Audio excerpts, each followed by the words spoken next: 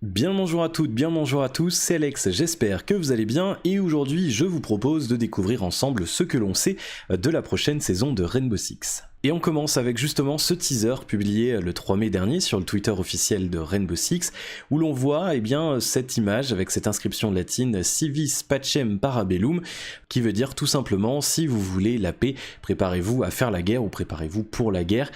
C'est selon l'interprétation que l'on en fait. On voit que c'est inscrit sur une espèce de faïence avec des impacts de balles de différents calibres et jusqu'à maintenant la plupart des teasers des saisons qui arrivaient qui étaient faits de cette façon-là sur Twitter, montrer un élément ou un décor qui était en lien avec la map de la saison correspondante. Donc on peut se demander si cette faïence se retrouvera pas quelque part sur la map. Je pense notamment au teaser de Velvet Shell où on voyait justement la faïence de la piscine de la map Coastline. Donc pourquoi pas. On verra d'ailleurs tout à l'heure dans les leaks qu'il y a des éléments qui font penser à une map placée dans une exploitation viticole ou dans un château avec des vignobles autour, mais on en reparlera dans quelques instants. Les deux opérateurs qui vont sortir avec cette prochaine saison sont des opérateurs qui seront des défenseurs puisque les développeurs veulent équilibrer le roster. Pour rappel, les deux opérateurs de la saison actuelle sont des opérateurs en attaque, Lyon et Finca, et donc les développeurs veulent équilibrer le tout, ce qui se comprend tout à fait. Je vous donne la source, c'est une interview de Leroy Afanasov, ou Atanasov, je ne sais pas comment ça se prononce. C'est le game director de Rainbow Six et il avait été interviewé par le site nofrag.fr. Ce qui veut dire que les deux prochains Italiens seront deux défenseurs. Les deux prochains Italiens sont deux défenseurs, ouais. On rééquilibre le roster. Ça a toujours été dans les plans. Alors, j'ai l'impression que la façon dont tu dis, c'est comme si j'annonçais. Il me semble qu'on l'avait communiqué, mais peut-être qu'effectivement, non, mais j'ai pas de problème avec ça parce qu'effectivement, le but, ça a toujours été de maintenir la parité attaque-défense. Et donc, effectivement, c'est deux défenseurs.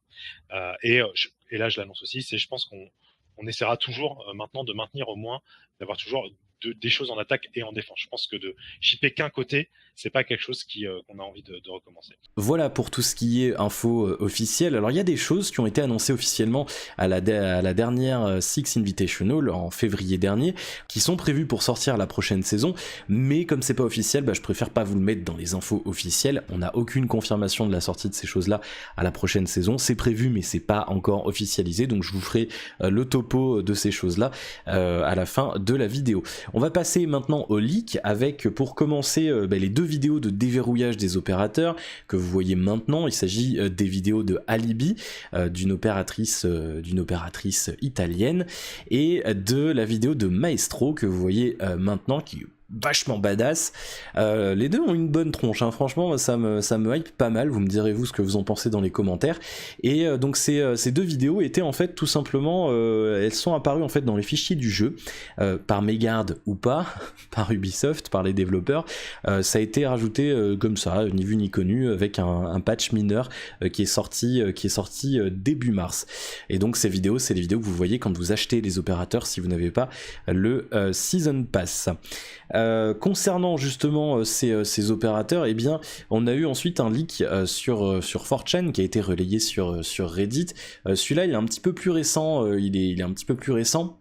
Il date du mois d'avril et donc on voit tout simplement donc ce logo Rainbow Six avec écrit Operation Parabellum avec les deux opérateurs leakés précédemment, à savoir Maestro et un hologramme à droite, puisque je vais y revenir dans un instant. Vous le voyez en dessous d'ailleurs.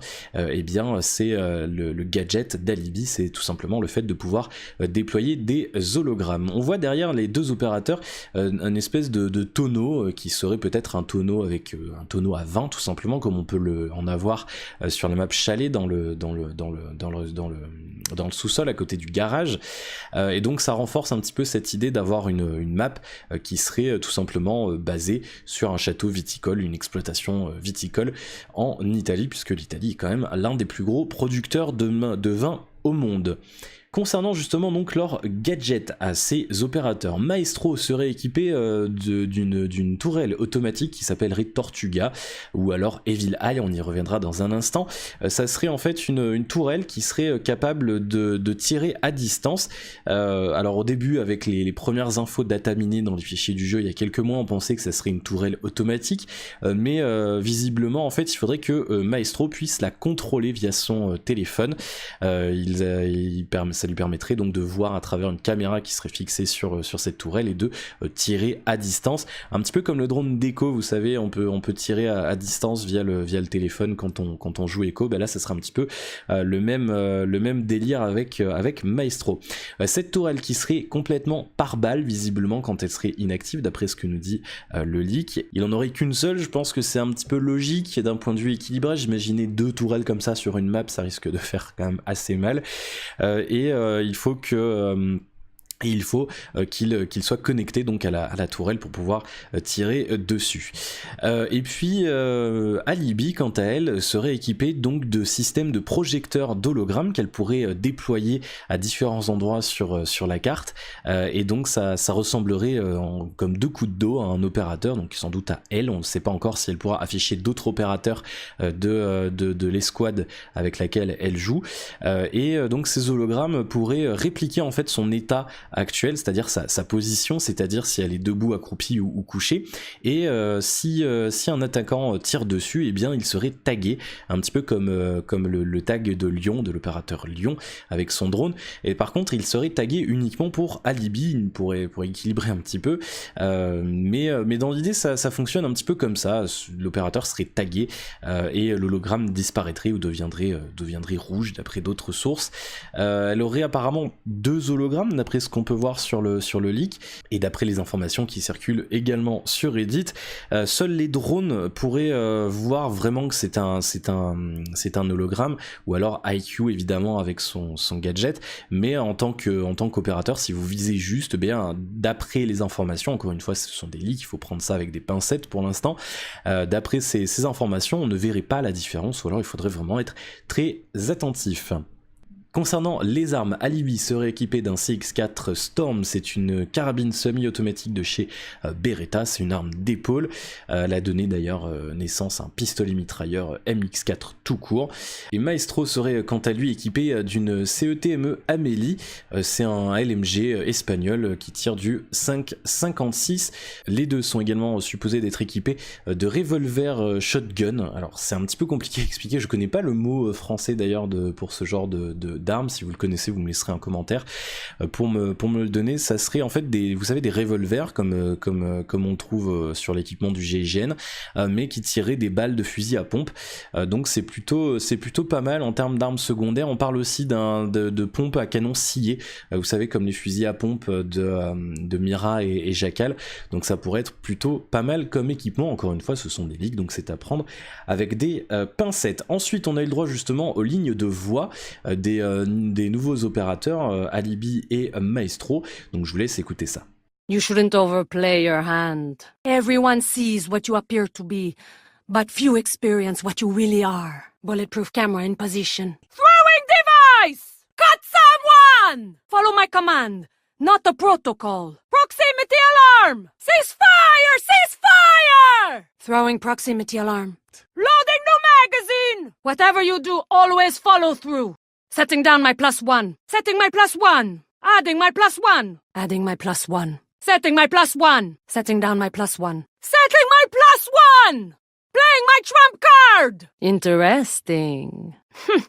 That's not what I heard. They took the bait. Always room for more! Got one tricked! If I were my teammates, I would report me for not moving in a while. I don't know about you, but I'm tired of waiting. How does anyone manage to shoot Ash? Her head is so small. Proximity alarm in place! Proximity alarm active! All this waiting, someone should report me. Why am I waiting here not helping my team? Porca miseria, I'm sitting on my ass not helping. My evil eye ready to kill some stronzos. After this, drinks are on me. I haven't moved in a while. You should report me. If you see Sledge, don't shoot him. He bruises easily. My beautiful evil eye is ready. This reminds me of that time I was sent to Kirkuk. Remind me to tell you about it later. First we win, and then we celebrate. Evil Eye so very ready. My evil eye ready to kill some Stronzos. Evil Eye on watch! My evil eye has your back. Evil Eye on overwatch. Evil Eye in place. Evil Eye is in place! This will make a good scar. This waiting is going to get me killed. On entend donc Maestro parler de Evil Eye, ça serait donc peut-être le nom de son gadget, hein, l'œil de l'enfer, l'œil du mal. Alibi quant à elle ne donne pas le nom de son gadget, par contre en fait les deux parlent de Proximity Alarm, alarme de proximité, et Alibi même dit Throwing Proximity Alarm, ça voudrait donc dire que elle serait capable de lancer, de balancer une alarme de proximité, un petit peu comme Valkyrie balance ses caméras, et donc ces armes de proximité en fait n'existent pas encore dans le jeu. Il n'y a aucun gadget qui fait référence à ce proximity alarm, et donc on aurait pu penser en fait si seulement Alibi avait cette ligne de voix, on aurait pu penser que c'était un lien avec son gadget à elle, ses hologrammes, mais non en fait, puisque Maestro le dit aussi. Alors est-ce que ce serait pas un nouveau gadget secondaire qui arriverait avec cette prochaine saison ou dans le futur? On se rappelle qu'il y a 2 ans en fait, la plupart des opérateurs avaient déjà dans les fichiers du jeu la voix qui dit tout simplement déploiement de la clé mort, et la clé mort n'était pas encore dans le jeu, ils l'ont rajouté bien plus tard avec un patch de mi-saison, donc peut-être qu'ils ont prévu de rajouter un système d'alarme de proximité pour les opérateurs en défense, ce qui serait plutôt pas mal. Et donc elle parle, Alibi, elle, de cette fameuse bulletproof caméra dont je vous reparlerai dans un instant. Et puis bonne surprise pour nous, ou peut-être mauvaise pour Ubisoft s'ils ont pas fait exprès, mais bon, est-ce qu'ils ont vraiment pas fait exprès? C'est une bonne question.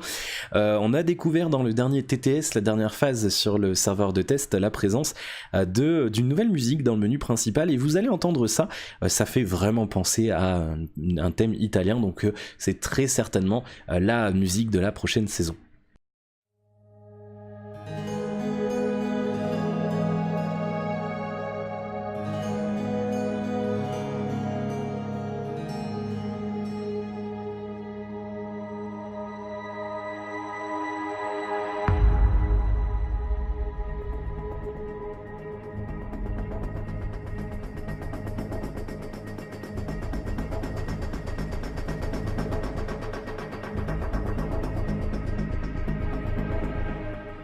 Voilà, pour ces leaks, ça parle beaucoup de nos nouveaux futurs opérateurs, Alibi et Maestro, qui viennent du Gruppo d'Intervento Speciale. Je n'ai pas du tout l'accent italien, vous me pourrez me corriger et vous moquer de moi dans les commentaires. C'est en fait le groupe d'intervention spéciale des carabiniers italiens. C'est en grosso modo l'équivalent du GIGN, c'est une unité de contre-terrorisme et de libération d'otages qui a été fondée en 78, nous dit Wikipédia. Pas beaucoup d'infos sur la map, malheureusement. C'est vrai qu'en général les maps sont pas leakées vraiment en avance, c'est assez rare, mais de toute façon on aura les infos officielles très prochainement. Je pense qu'on aura encore des teasers à venir dans les prochains jours et les prochaines semaines jusqu'au week-end du 20 mai où la saison sera officiellement présentée. Et pour finir cette vidéo, je voulais vous parler des quelques trucs qui ont été annoncés officiellement, mais qui n'ont pas de date de sortie prévue, calée définitivement. Ça pourrait très fortement arriver dans la prochaine saison, mais encore une fois, il n'y a aucune confirmation. Mais je voulais quand même vous en parler, peut-être que vous avez loupé tout ça. Ubisoft a annoncé avoir retravaillé la map Clubhouse, que vous connaissez bien, qui est dans le jeu depuis la sortie du jeu. Je vous laisse regarder les différentes images, je rentre pas dans le détail, on en reparlera sans doute quand ça sera en test sur le TTS, ou qu'on aura davantage de détails, sachant que c'est des choses qui pourront avoir changé entre temps. C'est des images qui ont été montrées au Six Invitational en février dernier, donc c'est plutôt pas mal ces modifications. Vous me direz ce que vous en pensez dans les commentaires, mais encore une fois je vous le répète, il n'y a rien de définitif, ça peut encore changer, peut-être que ça sera repoussé à la saison 3, ça sortira peut-être plus tard dans la saison 2, ou alors carrément ils vont changer ce que vous voyez là, ça ne sera peut-être pas exactement comme ça, sachant qu'on voit aussi qu'il y a des textures qui ne sont pas encore finies, donc ça aura sans doute changé d'ici là. Autre chose qui devrait arriver, c'est des mesures anti-toxicité. Ubisoft avait annoncé ça via un post sur leur blog il y a quelques semaines maintenant. L'opération Parabellum devrait mettre en place un nouveau système de tracking et de punissement, de punition pour le team killing, et pour le harcèlement, les insultes dans le chat. Le chat textuel sera surveillé par un système qui pourra vous sanctionner si vous insultez tout le monde, si vous tenez des propos racistes, homophobes ou ce genre de choses qui sont punies par la loi. Donc il faudra arrêter ça tout simplement. Dans tous les cas, vous n'avez pas besoin d'attendre l'arrivée de ces mesures pour arrêter. N'hésitez pas d'ailleurs à signaler les joueurs qui font ça. Vous pouvez le faire maintenant dans le jeu depuis quelques mois maintenant. Vous allez sur leur pseudo et vous faites signaler comportement toxique. C'est plutôt pas mal et ça permet de faire un petit peu le ménage dans la communauté et de virer les gens qui sont là juste pour délivrer de la haine et foutre un petit peu le bazar. Des changements sur l'interface, je vous montre quelques images de la nouvelle interface qui devrait arriver très prochainement aussi. C'était en test sur le TTS, alors tout n'était pas terminé, il y avait des éléments d'interface qui n'étaient pas terminés. Vous me direz ce que vous en pensez. Moi je l'aime plutôt bien, même si c'est vrai que je préférais l'ancienne à titre personnel. Je vois beaucoup de gens qui aiment bien la nouvelle interface. Moi je sais pas, je la trouve vraiment trop colorée, je la trouve peut-être même un peu moins lisible, le fond coloré derrière les opérateurs, je suis pas fan, je suis vraiment pas fan du tout, parce que c'est vrai qu'on voit, bon après moi j'ai des problèmes de vue, mais c'est vrai que je trouve on voit un peu moins, c'est peut-être un peu moins clair, trop chargé en couleurs, et surtout le kill feed à droite, en haut à droite, quand les gens se font tuer, c'est trop coloré, et le texte blanc comme ça sur un fond coloré un peu fluo, je trouve ça vraiment pas lisible du tout. Et là pour le coup pas mal de gens râlent sur le subreddit du TTS. J'espère sincèrement qu'Ubisoft va faire un petit effort et va peut-être changer ça, au moins le kill feed, parce que c'est vrai que bon le reste est coloré certes, mais ça reste cohérent, mais le kill feed il est pas du tout lisible quoi, concrètement ça va pas du tout, donc Ubisoft s'il vous plaît, changez-moi ça. Du changement aussi à venir sur le recul des armes, je vous mets une petite vidéo d'un utilisateur du subreddit sur Rainbow Six, il s'appelle It's Adaptive. Il a fait une vidéo comparative entre les deux systèmes de recul des armes, avec à gauche l'ancien et à droite le nouveau. Alors il n'est pas encore terminé d'après Ubisoft, il y aura encore une nouvelle phase de test sur le TTS où on pourra encore tester les modifications. C'est vrai qu'on voit qu'il y a presque plus de recul horizontal, donc c'est un petit peu perturbant, mais voilà, ils travaillent sur ce système là. Je vais pas rentrer dans les détails parce que ça pourrait faire tout simplement une vidéo à part entière, il y a énormément d'informations à ce sujet là. Ils vont aussi retravailler l'alignement des viseurs, des optiques, puisqu'il y avait certaines balles qui en fait étaient tirées pas exactement au centre de l'optique, notamment avec la COG. Il y avait certaines armes avec le recul, en fait certaines balles partaient en dessous de la pointe de la flèche, donc ça allait pas, c'était pas bon, et ils ont corrigé ça et ils retravaillent aussi le nouveau système de recul, donc ça arrivera peut-être encore une fois à la prochaine saison.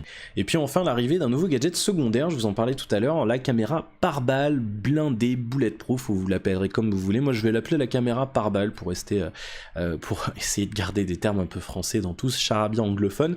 Une caméra par balle qui a été testé sur le TTS encore une fois, qui n'a pas trouvé son chemin pour l'instant sur le serveur, sur la build live du jeu, tout simplement parce que ça fait des trop gros changements et que ça perturberait le déroulement de la Pro League.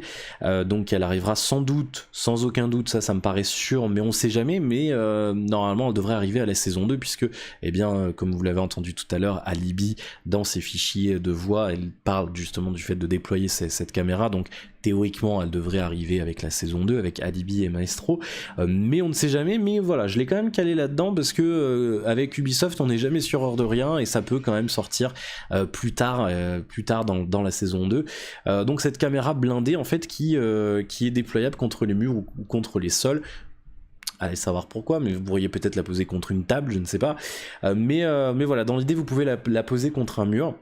Donc c'est des opérateurs en défense qui ont cette caméra. Je vous donne pas la liste parce que elle est susceptible de changer aussi, mais dans le TTS il y avait notamment Doc, Mute, Kavira, Vigil et d'autres qui avaient cette caméra, et donc en fait elle permet donc de voir à travers les smokes. Elle est thermique, c'est-à-dire que vous voyez aussi les opérateurs qui passent devant, un petit peu à la façon du viseur de glace, et par contre vous pouvez pas la contrôler, c'est-à-dire qu'elle est fixe, vous pouvez pas la tourner comme les autres caméras ou les caméras de Valkyrie.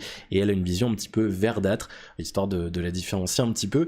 Donc à voir ce que ça donne. Bien placée, elle peut être vraiment redoutable. Je pense notamment à un placement dans la section d'attente pour obtenir les visas sur la map consulat, en face de la double porte d'entrée au rez-de-chaussée. Eh bien, placé ici, il faut que des opérateurs s'avancent accroupis pour pouvoir tirer dessous ou sur les côtés de la caméra, puisqu'il y a des pare-balles juste devant, c'est-à-dire qu'il y a une plaque pare-balles en face de la caméra, mais vous pouvez tout à fait la détruire en tirant sur les côtés ou avec un drone de Twitch ou en donnant un coup de crosse dedans. C'est les seules façons de la détruire, à savoir qu'une grenade de Thatcher la désactivera temporairement, ça ne la détruira pas, il faudra vraiment tirer sur le côté de la caméra avec des balles ou avec un drone de Twitch, ou alors donner un coup de crosse dedans si vous voulez la détruire.